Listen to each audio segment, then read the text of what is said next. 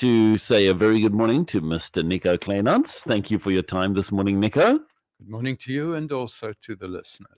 So when it comes to income tax, just reading through and in preparation with today's conversation, I was like really impacted with the reality that each and every person who lives in South Africa, whether they're a South African citizen or not, has a responsibility to do a tax return.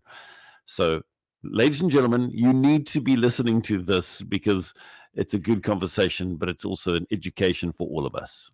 Okay, let me start by saying I once worked for SARS. I worked there for 3 months. Both parties were grateful when I left.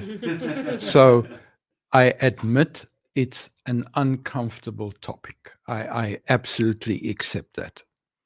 Let me also tell you that taxes are a grudge payment. We do so because we have to. I also need to declare to you that I once refused to pay taxes. And it was during the apartheid years, and I was arrested for that. And I would appear in court once a month, and the magistrate will say, "Have you made your submission?" And I said, "No, I do not intend to. You can put me in jail." And that was simply because at that stage, I could not support a system that was engaged with warfare, and I did not want my tax money to be abused.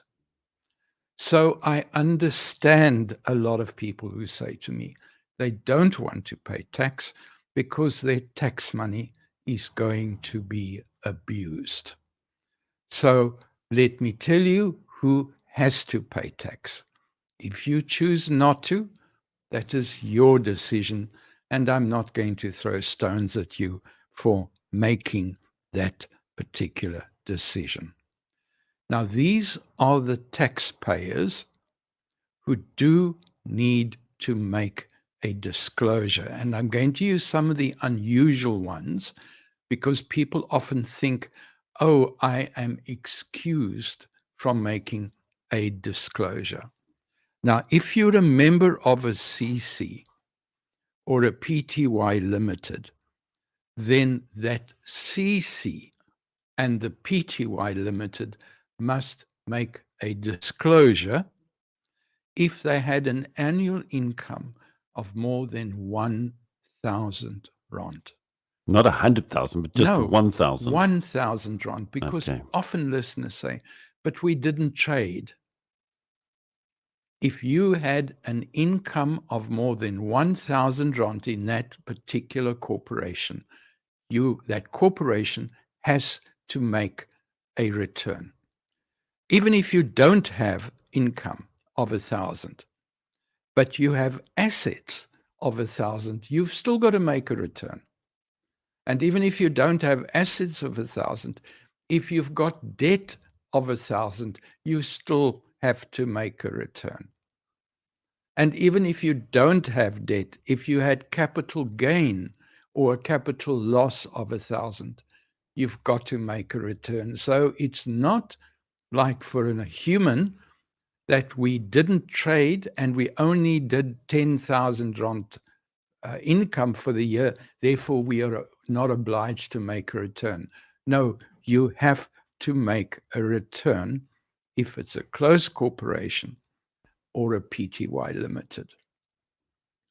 And this is where a lot of listeners get caught out because they come to us and they think, I didn't really trade. And then they suddenly have to make a disclosure for 5 or 6 years. And that gets to be very expensive. Every trust, even if in your mind that trust is not active, has to make a return. And that is far more serious because then there are penalties which are going to shock you. Every resident who has any kind of trade has to make a return. Every non-resident who trades in South Africa has to make a return. We're dealing with somebody this week who is a non-resident, trades here and thinks therefore he is not obliged. to make any kind of disclosure. He's got a surprise coming. Then you also need to understand there's a difference between somebody who is a provisional taxpayer and somebody who is just an ordinary taxpayer. An ordinary taxpayer has income from a source where the tax is deducted before it's paid over. So that's usually somebody who's got one pension and the tax is already deducted. They are ordinary taxpayers. But a provisional taxpayer has income from more than one source. So this week, the one taxpayer said, but I'm now a pensioner, I'm 64. Therefore, I am not obliged to fill in a tax return again. No, that's not how it works. He's a provisional taxpayer. He has to fill in a return. If you are under 65 and you have an income of more than 91,000 rand, you have to fill in a return. Take 91 divided by 12. That'll give you an idea. If you're 65 to 75 and you're earning around 141,000, you have to fill in a return. If you're over 75,000, if you're over 75 years old, you've got 157,000, you have to fill in a return. If you're a provisional taxpayer, you fill in a return anyway. A couple of days ago on Wayne's show, I mentioned that 650,000 taxpayers received fines a couple of days ago.